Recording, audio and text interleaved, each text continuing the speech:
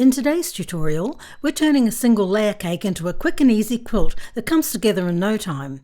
With just 42 pre-cut 10-inch squares and a bit of contrasting fabric, I'm going to use white, and some simple cutting, we'll make a quilt that looks great without a lot of fuss. So let's get started. Now for this quilt, I'm using the Prince Charming collection by Moda. Now it's a beautiful line that I've used a few times now and I still love working with it.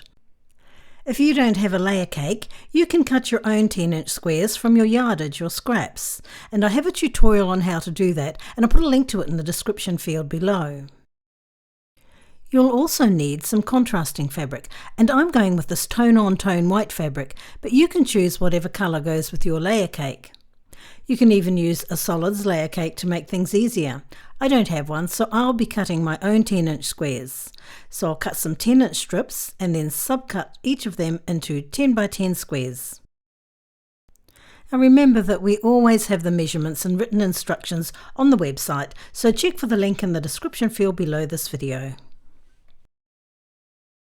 Now before we jump back into the tutorial, I want to take a moment to thank today's sponsor, Cotton Cuts, and to tell you about their amazing puzzle mystery quilt program. Now if you've been following the channel, you might remember that I took part in last year's puzzle mystery quilt, and it was such a fun experience. Each month you receive perfectly pre-cut fabric pieces, so you don't have to cut a thing, and you also receive a clue on how to piece it all together. Or you can purchase the whole pack with all of the pre-cut pieces ready and waiting for each monthly clue to arrive. I loved having everything pre-cut as it meant I could just sit down and start sewing. Now the clues build on each other month by month, and you don't know what the final design is going to be until the very end, which makes it such a fun surprise.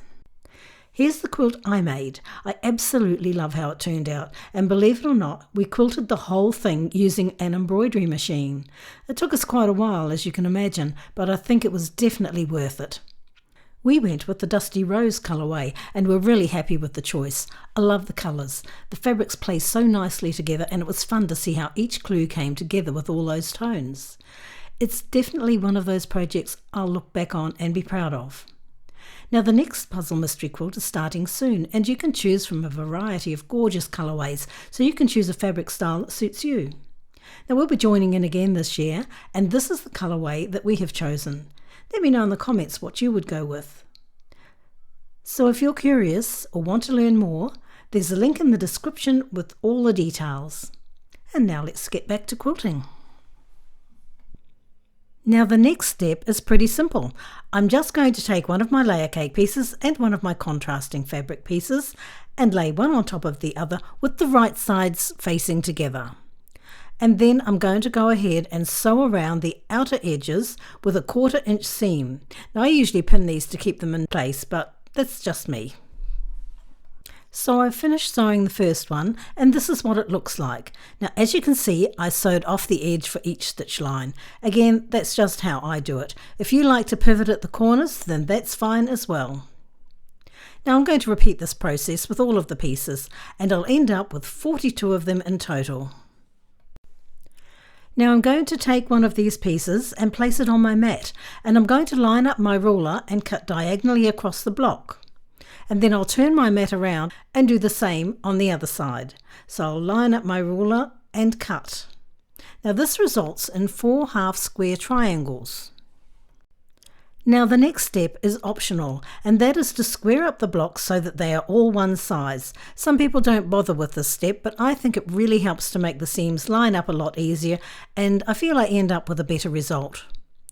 And since I'm not a fan of this part of the process, I went looking for a tool to make it quicker and easier, and I found this half square triangle ruler online. Now I have to say, I absolutely love it. It speeds up the process immensely. Just line up the dotted line on the seam line and cut both sides.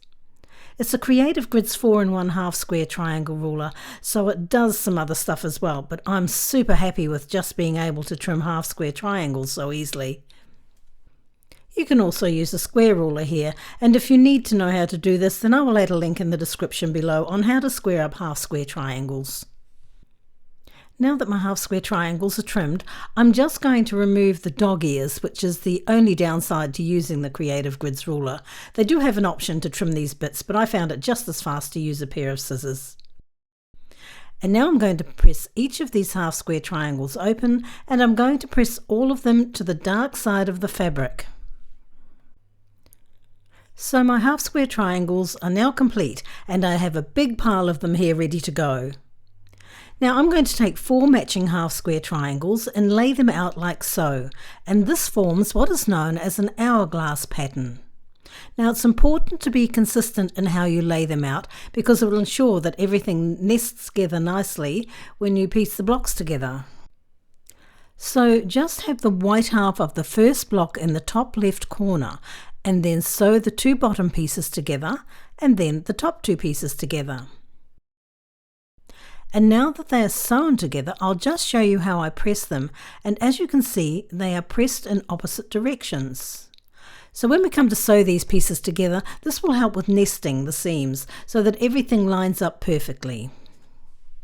So I've completed all of my blocks and I'm laying them out on my design floor, and I place them out with 6 blocks across and 7 blocks down. And now let's take some time to play around with it and place the blocks how we want them to look. And once you're happy with the result, make sure to take a picture with your iPhone or iPad.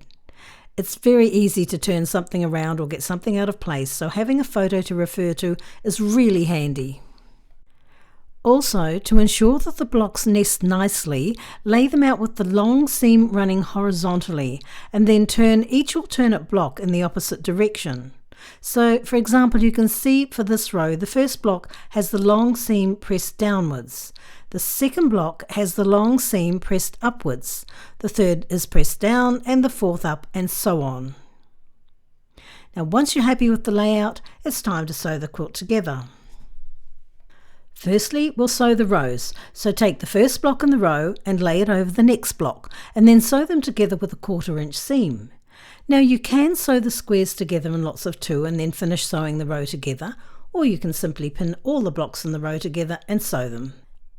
And if you're wondering why the seams are in the wrong direction to what I just showed you, it's because we filmed this section before we lined everything up.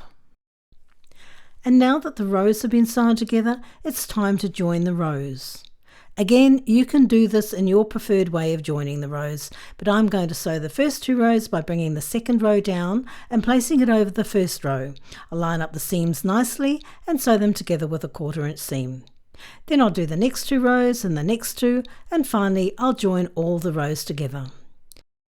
And there you have it, our quilt top is finished. And when you look closely at the quilt, you can see not only the hourglass but also a pinwheel block, so lots of interest in there.